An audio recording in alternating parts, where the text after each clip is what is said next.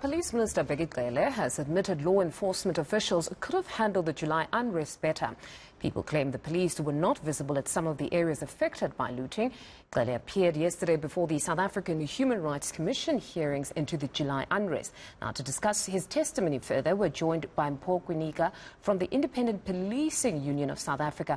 Mr. Kwinika, thank you very much for your time this afternoon.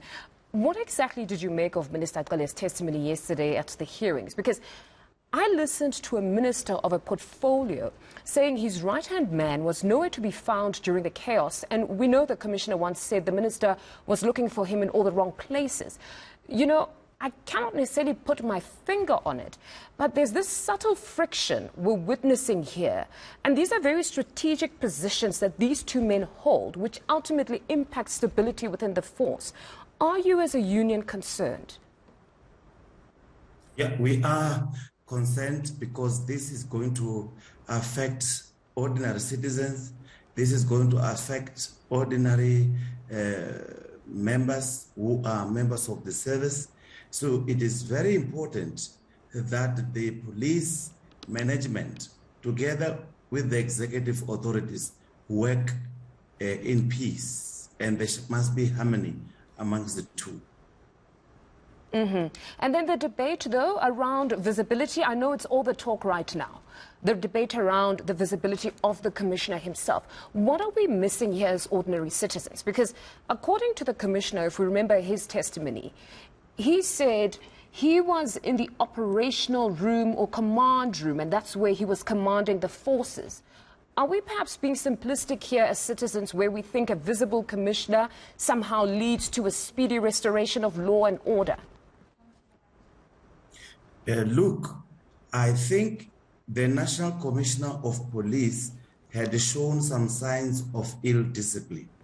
And it is a very bad showing, not only to South Africans, but to membership whom he lead on daily basis. We don't do what he has done, and or even say what he has said. To say that he was looked at wrong places. The Minister of Police knows exactly where the office of the National Commissioner is. The National Commissioner of Police knows exactly where the office of the Minister of Police is. It is just politics that are playing out. It is very important for government to depoliticize policing. If we don't do that, we're going to continue and see the situations which we've seen it unfolding. And unfortunately, out of all this, more than 300 lives were lost. We had infrastructure that has been destroyed, billions of rands, involved, were lost in this. And we also saw the business communities losing confidence in South Africa. I think we need to do better as the police, and especially the operational leaders. The Minister of Police is a politician, but the National Commissioner of Police cannot escape, the blame for the way the police had performed during that insurgency in July. I didn't hear you correctly. Did you just say the commissioner is a politician or playing politics in this instance? We can see the National Commissioner of Police playing politics. You don't speak to your employer the way he did. And we strongly believe that there is no more relationship between him and the Minister of Police. And continuing to have him at the helm of that office, it is just going to create more woes. He needs, normally what was supposed to happen now is to establish the commission of inquiry and look at his conduct. But with the outcomes of the HRC, even an interim report, which the president is going to receive, he may make a decision to remove him from his office here and there. And then in terms of the whole argument around needing a career police officer to lead the force, would you think that still holds? Because here we are, Mrs. Titole was, but you clearly as a union are not particularly impressed with what he has done so far within the force. No, look, we cannot overlook people who are working in this department and for senior positions, and then you go and look for someone from outside and expect the law enforcement members to respect that incumbent. It's not going to work. That's one thing. Secondly, people who comes from outside do not understand the police culture. It is going to take them a year or two for them to understand just the culture before he or she understands the issues that he or she has been employed to do. So we still are of that, not thinking, but it is the right thing to do, that a career corps should lead policing. And all of these people who have been, people who are coming up from outside the police, they have been given an opportunity and they could not make it. We need to get stuck with the system and the culture that we have in the police. And then in terms of the insufficient resources argument, it remains the go-to response for inadequacy within the force and most certainly the poor response to the July unrest. But is it a resources issue alone? Because I listened to testimony last week from victims who insinuated that police were complicit. In a situation where you'd have policemen who drove past while they were being assaulted or merely told them to run. Clearly, there are more issues than just resources here. We have what we call management functions. I think many South Africans are familiar with this.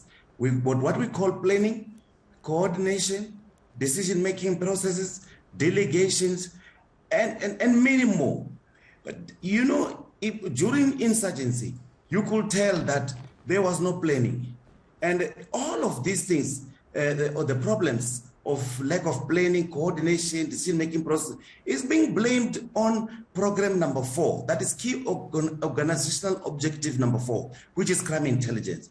It's unfair because crime intelligence, their duty is to only gather information and provide it to visible, and then you deploy people in accordance with what the information you have at your disposal. Every day, the police meet at stations, provinces, and national level through what we call the forum that really looks at the crimes which were committed overnight. And then those statistics helps you to deploy. Now, if you don't have the report from crime intelligence, you should have the report from the crime combating forums, which they have every day in the morning. But some don't share your sentiment on this one. They feel that crime intelligence is quite critical. That report would have allowed them to deploy adequately and to really prepare for an adequate response broadly. That is if that report is there. And you see, because, ma'am, remember, crime intelligence is ailing.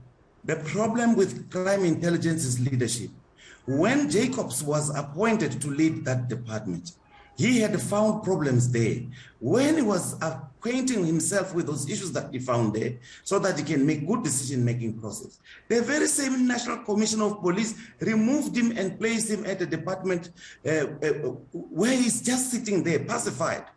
So, you know, he cannot. The National Commissioner of Police can never escape this responsibility. He is the cause of the problems policing has today. And South Africans need to stand up, really. They should not just wait for the president. They must stand up and say, we still need the National Commissioner of Police? If we need the National Commissioner of Police, when are we going to get one other than the one that we have currently? So then beyond the National Commissioner, though, I'm sure you've heard those testimonies. It seems that ordinary men in blue that you represent are alleged to have been complicit. I mean, the reality is law enforcement officers exist within communities. They have views and prejudice as human beings. Some have said that the murders had deep racial undertones, whether we like it or not. Could it be the case that some of your officers sympathized with certain racial groupings, as some of the victims have alluded? And how do you correct this if in fact you are of the view that it's true to a certain extent? Again, we cannot push that to ordinary men and women on the ground. Here we are in a command and control environment. You need to have leadership. You need to have people who comes in front of you and say, when the gathering is like this and it has turned violent, this is the kind of weapons that you must utilize. When this is happening, this is how we respond to that. This is a command and control environment. It is not about sympathy. It is not about how you feel towards certain people of certain racial groupings. It is about leadership. It is about management. It is about leading from the front.